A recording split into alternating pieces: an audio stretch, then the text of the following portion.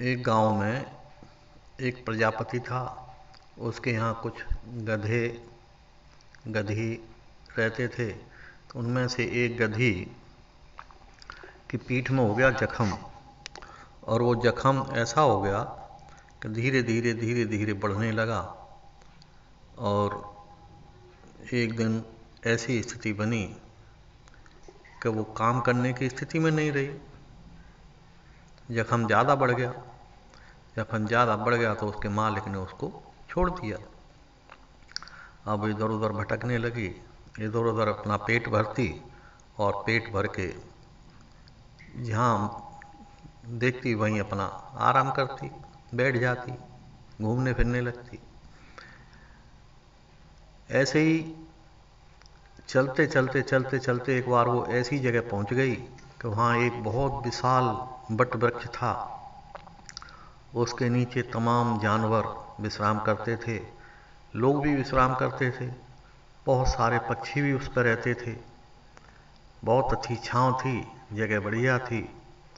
तो वो जो है वहाँ ठहर गई और इधर उधर अपना चर फिर के आती और वहाँ आके बैठ जाती। उस पेड़ पे एक कौवा रहता था।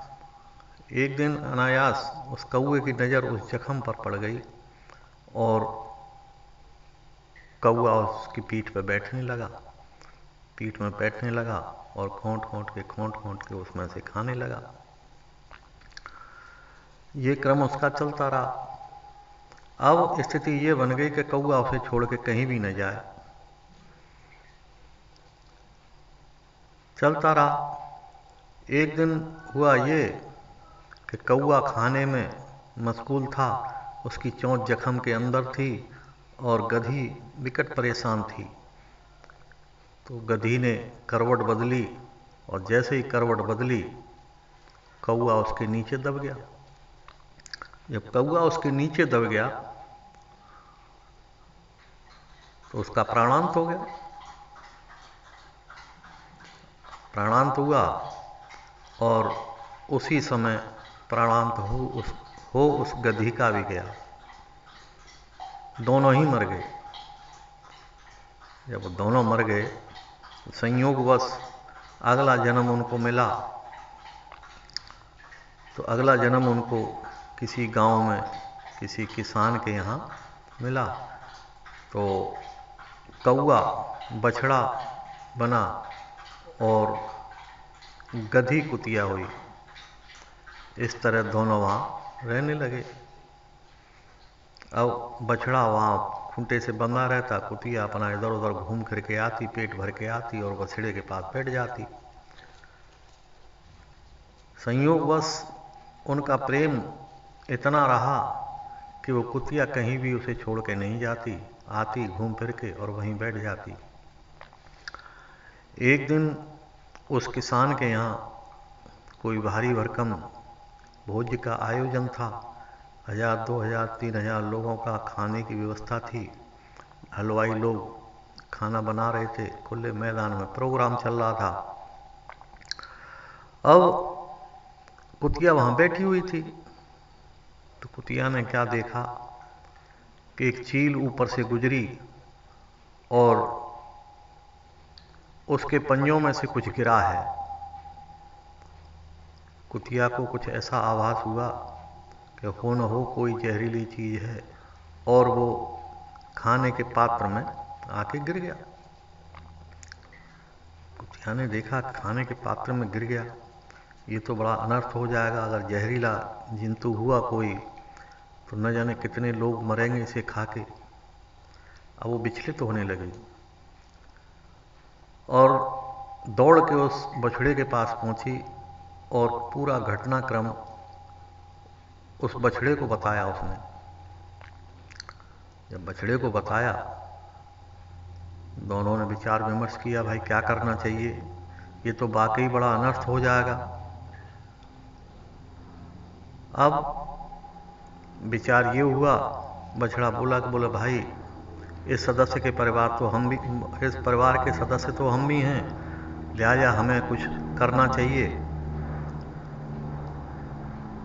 कुतिया बोली क्या करना चाहिए? बोले कि अब एक ही काम हो सकता है कि तू जा करके उसमें मुंह डाल दे, लोग देखेंगे तो जो है उसको अमान्य कर देंगे, कह देंगे भैया फेंको इसको, कुतिया झूठा करके इसे कौन खाएगा।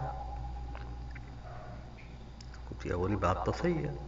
ऐसा सुन करके कुतिया वहां से दौड़ी और जाते ही उसने उस पात्र में मुंह डाल दिया। जैसे ही उसने उसमें मुंह डाला वहां हल्ला हो गया, कुतिया झूठा कर गई, कुतिया झूठा कर गई, लोग चिल्लाने लगे। इसी दौरान कोई उतावला सा आया डंडा लेके और एक डंडा उस कुतिया में ऐसा मारा कि कुतिया की कमर टूट गई। जब कुतिया की कमर टूट गई, अब वो बेचारी चीखती चिल्लाती घिसटती खिचरती चल दी बेचारी वहां से। अब बात ये हुई कि भाई अब क्या करना चाहिए, अब ये तो खाने योग्य रहा नहीं क्यों कुतिया झूठा कर गई, इसलिए इसे फेंक दिया जाए, फेंक दो इसको। तो जब लोगों ने उस पात्र को उल्टा किया, उसको फेंका, तो पता लगा कि उसमें मरा हुआ सांप निकला। जब मरा हुआ सांप निकला तो लोग बड़े अफसोस में पड़ गए कि हो न हो इसी की वजह से कुतिया ने झूठा किया हो इसको। आज कुतिया ने जो है न जाने कितने लोगों की जान बचाई है। कुतिया हमारे लिए देवदूत बन के आई, हजारों आदमियों की जान बचा दी उसने। लोग कुतिया की प्रशंसा करने लगे, लेकिन ये तो सब हुआ, किंतु पलट के किसी ने ये नहीं देखा कि आखिर कुतिया का क्या हुआ। अब अपने काम में लग गए। कुतिया उधर बछड़े के पास पहुंची, जैसे तैसे करके।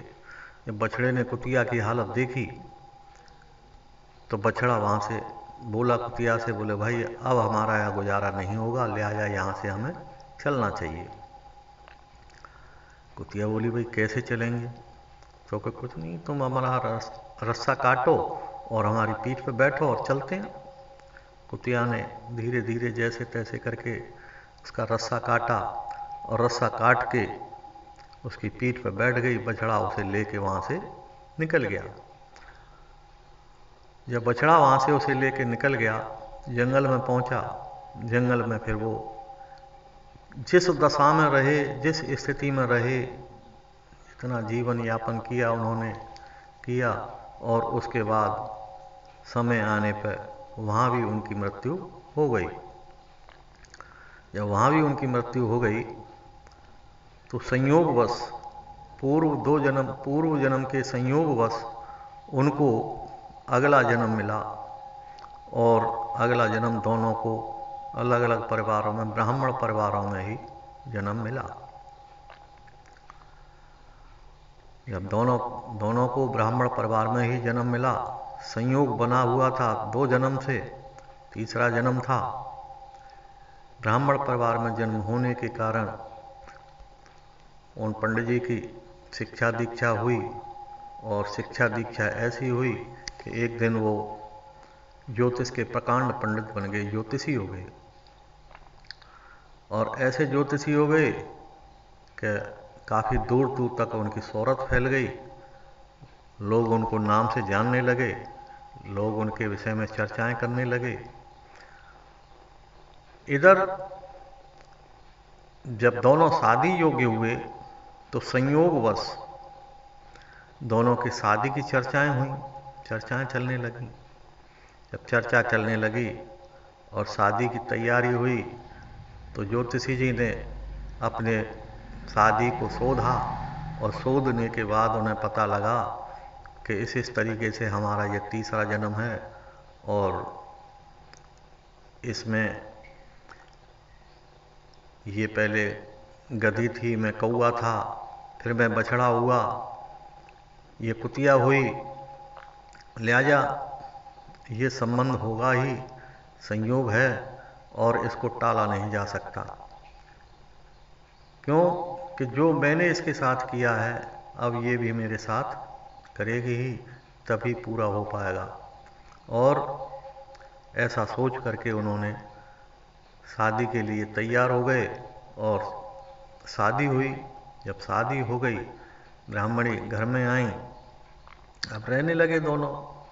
तो पंडित जी के प्रति, ज्योतिषी जी के प्रति उस ब्राह्मणी का चाल चलन अच्छा नहीं रहा।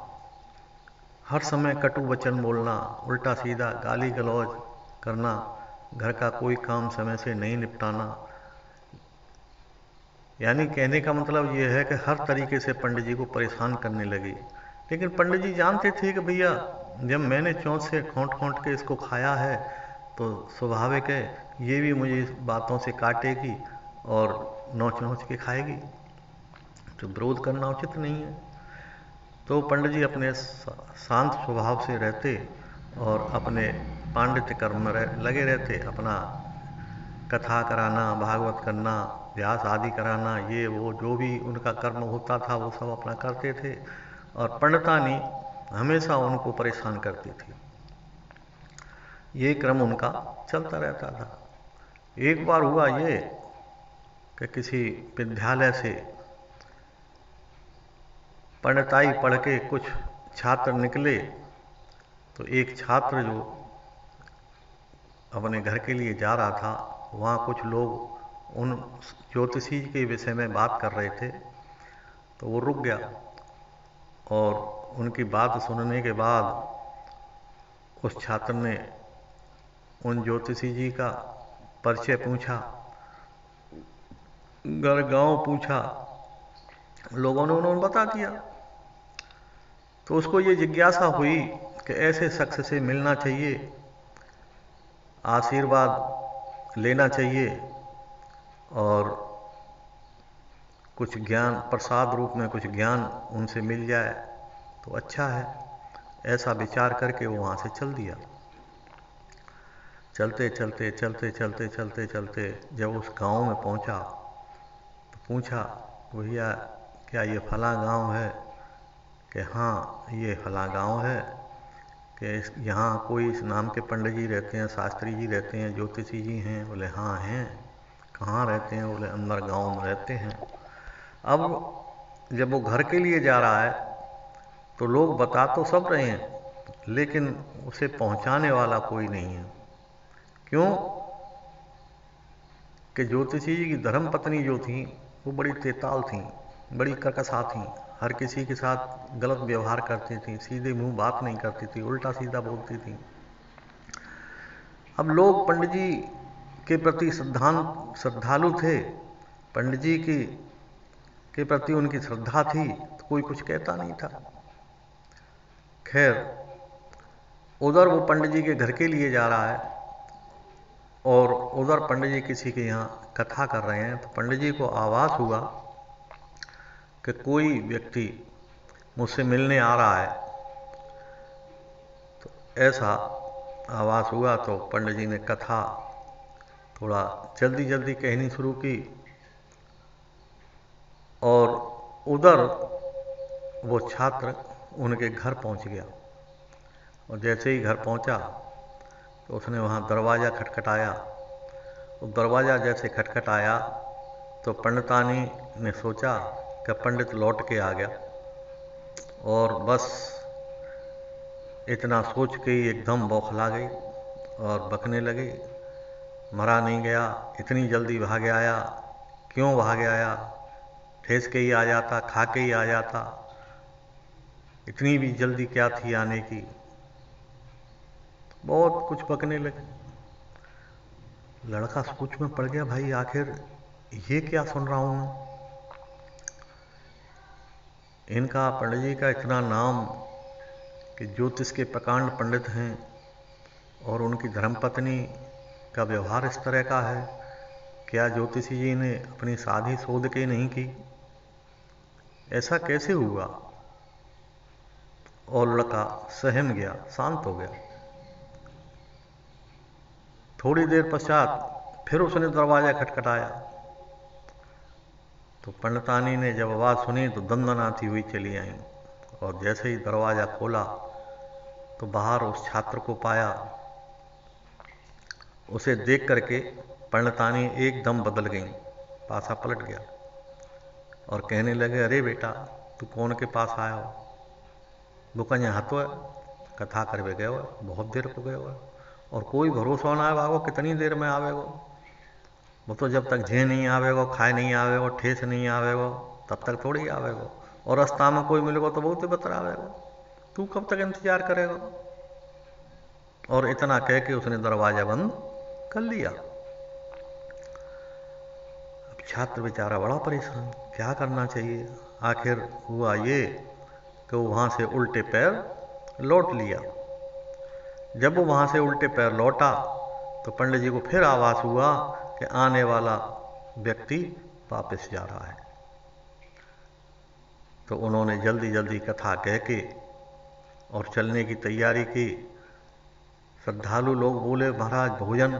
बोले, भैया भोजन मैं बाद में करूँगा, कोई व्यक्ति आया हुआ है, वो लौट के जा रहा है, अगर वो लौट गया तो बड़ा अनर्थ हो जाएगा, इसलिए मुझे चलना चाहिए। और जट वो वहाँ से चल दिए। रास्ते में आके दोनों का आमना सामना हुआ तो छात्र तो बेचारा जानता क्या था, क्या पहचानता था, लेकिन पंडित जी ने उसको रोक लिया। बोले, भाई कहाँ जाते हो? मेरे पास मिलने आए हो, चलो घर। उस छात्र ने देखा कि भाई ये तो वाकई जो नाम सुना था वही चीज है,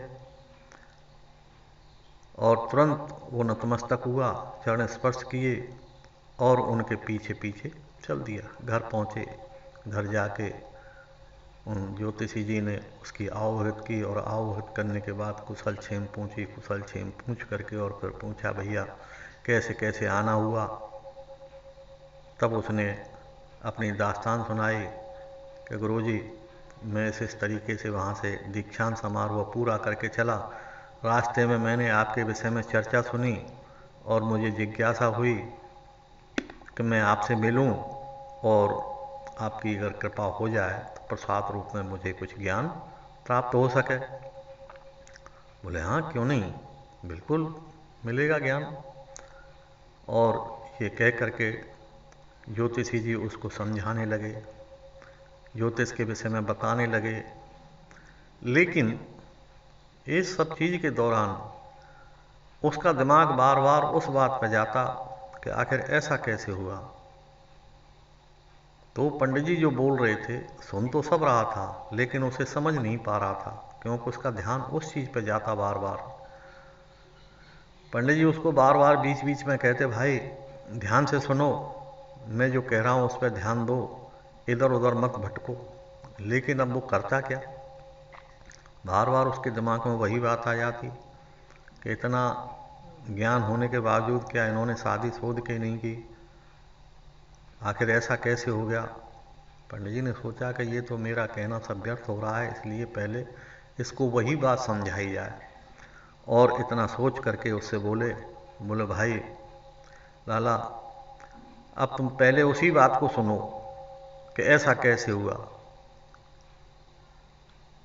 कहा, बोला नहीं गुरुजी ऐसी कोई बात नहीं है। बोले ना, बात है, मैं जो कह रहा हूं उसको उसका तुम्हारी तरफ कोई ध्यान ही नहीं है, तुम बार बार उस चीज पर जा रहे हो कि ऐसा कैसे हुआ, ऐसा कैसे हुआ। इसलिए पहले तुम वही बात सुनो कि आखिर ऐसा कैसे हुआ।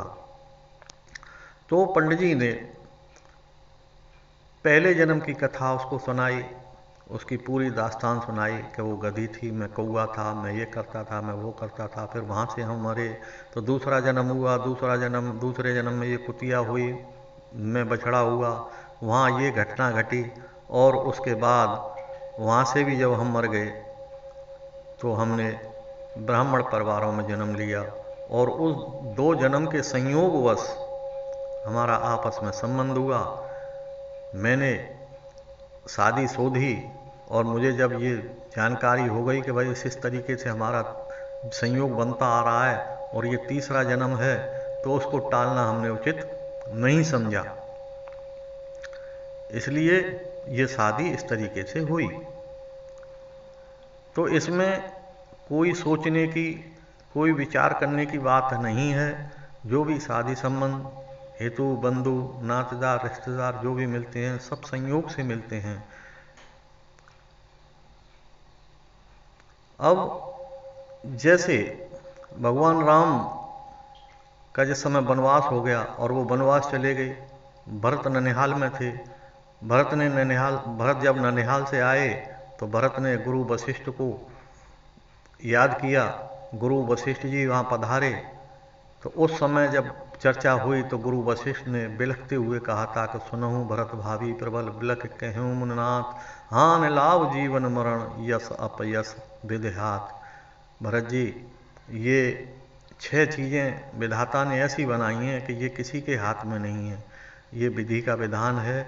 नफ़ा नुकसान, हानि लाभ, जीवन मरण, ये सब विधाता के हाथ का सौदा है, इसमें कोई कुछ नहीं कर सकता। इसलिए लाला ये जो भी है वो सब विधाता का किया हुआ होता है, इसमें किसी का कोई हाथ दोष नहीं होता। दूसरी तरफ बुजुर्ग लोग कहते हैं कि जैसा खाओगे अन्न वैसा बनेगा मन, जैसी होगी मति तैसी होगी गति। तो जैसा हम भोजन करते हैं उसी तरीके से हमारे विचार भावनाएं बनती हैं और उसी आधार पर आगे की क्रिया चलती है। अब इसमें 3 चीज़ होती हैं, सतोगुण, रजोगुण और तमोगुण। ऐसे ही सात्विक, राजसिक और तामसिक। जब हम सात्विक भोजन करते हैं तो हमारी वृत्ति सात्विक होती है, राजसिक करते हैं तो राजसिक होती है और तामसिक करते हैं तो तामसिक होती है। उसी तरीके से हमारी सब प्रक्रियाएं जीवन की चलती हैं। आने वाले जन्म, अगले जन्म, पिछले जन्म के सब लेखा जोखा जो होता है विधाता के यहाँ, उसी के आधार पर आदमी को या किसी भी जीव को जन्म आगे का मिलता है। इस तरीके से उस छात्र को समझा के ज्ञान दे करके उन गुरुजी ने उसको विदा किया और वो सब ज्ञान लेकर के, ज्ञान प्राप्त करके अपने गंतव्य के लिए चला गया। जय श्री राम।